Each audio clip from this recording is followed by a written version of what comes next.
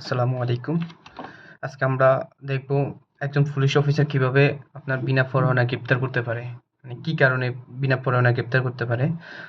এটা হচ্ছে আমার একটা নোট আরকি। আমি মানে যাতে আমার মুখস্থ থাকে এজন্য আমি শর্টকাট করে একটা নোট করছি। তাই আপনাদের সাথে শেয়ার করতেছি। আ কখন পুলিশ ওয়ারেন্ট ছাড়া গ্রেপ্তার করতে পারে? ১ নম্বর হচ্ছে কোনো ব্যক্তি যদি কোনো পুলিশ অফিসারের সামনে অপরাধ করে। ধরেন কোনো ব্যক্তি কোনো পুলিশ অফিসারের সাথে সামনে কোনো অপরাধ করছে, cognizable offense করছে মানে আমলযোগ্য অপরাধ করছে। আর দ্বিতীয়ত বলা আছে যে ৭ বছর বা তার কম অপরাধের অভিযোগ বা সন্দেহ থাকলে। যদি কোনো পুলিশ অফিসারের কাছে ৭ বছর বা তার কম অপরাধের অভিযোগ বা সন্দেহ থাকে মানে অভিযোগ করা হয় বা সন্দেহ থাকলে এক্ষেত্রে গ্রেপ্তার করতে পারবে যদি পুলিশ অফিসার যদি চায় অপরাধ পুনরাবৃত্তি রোধ মানে যদি এমন কোনো সন্দেহ থাকে এই অপরাধী আবার অপরাধটা করবে তখন বা অথবা সঠিক তদন্ত বা সাক্ষী প্রমাণের সুরক্ষার জন্য যদি পুলিশ অফিসার মনে করেন যে ওনাকে গ্রেপ্তার করলে সঠিক তদন্ত বা সাক্ষীর জন্য সুরক্ষা হবে তখন একজন পুলিশ অফিসার ৭ বছর কম কোনো অপরাধ করলে তাকে গ্রেপ্তার করতে পারবে। সাধারণত ৭ বছর কম অপরাধের ক্ষেত্রে ম্যাজিস্ট্রেটের অনুমতি লাগে, কারণ এটা হচ্ছে আমলযোগ্য অপরাধ। তারপর পরেরটা আরেকটা হচ্ছে আমলযোগ্য অপরাধের নির্ভরযোগ্য অভিযোগ অথবা সন্দেহ থাকে। যদি কোনো পুলিশ অফিসারের কাছে কোনো আমলযোগ্য অপরাধের নির্ভরযোগ্য অভিযোগ থাকে অথবা নির্ভরযোগ্য কোনো সন্দেহ থাকে তখন পুলিশ বিনা ওয়ারেন্টে গ্রেপ্তার করতে পারবে। আরেকটা হচ্ছে আপনার কোনো ব্যক্তির কাছে আইনসঙ্গত কারণ ছাড়া ঘর ভাঙার সরঞ্জাম পাওয়া যায়। যদি কোনো ব্যক্তির কাছে আইনসঙ্গত মানে কোনো যুক্তি দেখাতে পারতেছে না তার কাছে কেন ঘর ভাঙার কোনো সরঞ্জাম আছে, তখন তাকে গ্রেপ্তার করতে পারবে। না, একটা আছে চোরাই মাল বা যুক্তিসঙ্গত কারণ অথবা সন্দেহ থাকলে। যখন কোনো ব্যক্তির কাছে এমন যুক্তিসঙ্গত কারণ আছে যে এটা হচ্ছে চোরাই মাল অথবা যদি যুক্তিসঙ্গত সন্দেহ থাকে এটা চোরাই মাল হতে পারে তখন পুলিশ তাকে গ্রেপ্তার করতে পারবে।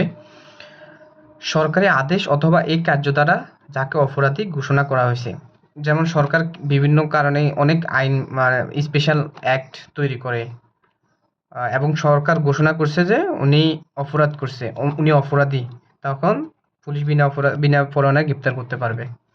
আরেকটা হচ্ছে পুলিশের কাজে বাধা। যদি কোনো ব্যক্তি পুলিশের কাছে বাধা দেয়, তখন মনে করেন একজন ব্যক্তিকে পুলিশে গ্রেপ্তার করতে গেছে, তখন অপর ব্যক্তি তাকে বাধা দিয়েছে, বাধা দান করছে তাকে গ্রেপ্তার করা থেকে, তখন উনাকেও পুলিশ বিনা ওয়ারেন্টে গ্রেপ্তার করতে পারবে।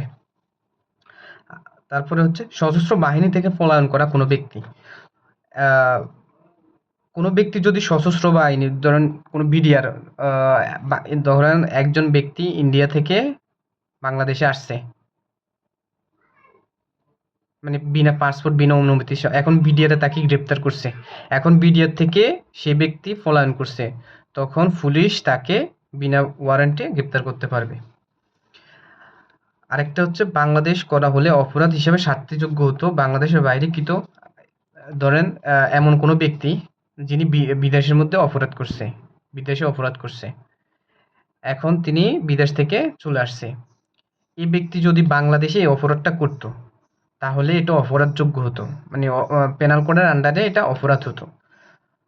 তখন পুলিশ 1881 সালের পলাতক অপরাধী আইন অনুযায়ী তাকে গ্রেপ্তার করতে পারবে, মানে ম্যাজিস্ট্রেটের অনুমতি ছাড়া। আরেকটা হচ্ছে মুক্তিপ্রাপ্ত আসামি 565 ধারা লঙ্ঘন করলে। মুক্তিপ্রাপ্ত আসামি যখন 500 ফৌজদারি কার্যবিধির 565 ধারা সাবসেকশন 3 ধারা যদি লঙ্ঘন করে তখন একজন পুলিশ অফিসার বিনা পরোয়ানায় গ্রেপ্তার করতে পারবে। আরেকটা হচ্ছে যে যাকে গ্রেপ্তারের জন্য অন্য পুলিশ অফিসার কর্তৃক অনুরোধ পাওয়া গেছে, মানে মনে করেন একটা জেলার পুলিশ অফিসার পুলিশ কমিশনার তো শুধু ওই জেলার এখতিয়ারভুক্ত জেলায় শুধু গ্রেপ্তার করতে পারবে, বাইরের জেলায় তো আর গ্রেপ্তার করতে পারবে না, কারণ তার এখতিয়ারে নাই। ধরেন এই অপরাধী ধরেন নোয়াখালী কোনো জায়গায় অপরাধ করছে, এখন সে কুমিল্লা ধরেন ঢাকা ঢাকাতে পলায়ন করছে, তখন নোয়াখালীর পুলিশ অফিসার ভারপ্রাপ্ত কর্মকর্তা আপনার ঢাকার ভারপ্রাপ্ত কর্মকর্তাকে বা ঢাকার অফিসারকে অনুরোধ করবে এই ব্যক্তিকে গ্রেপ্তার করার জন্য। তখন ঢাকার ভারপ্রাপ্ত কর্মকর্তা ওনাকে গ্রেপ্তার করতে পারবে ম্যাজিস্ট্রেটের অনুমতি ছাড়া। আশা করি বুঝতে পারছেন। আসসালামু আলাইকুম।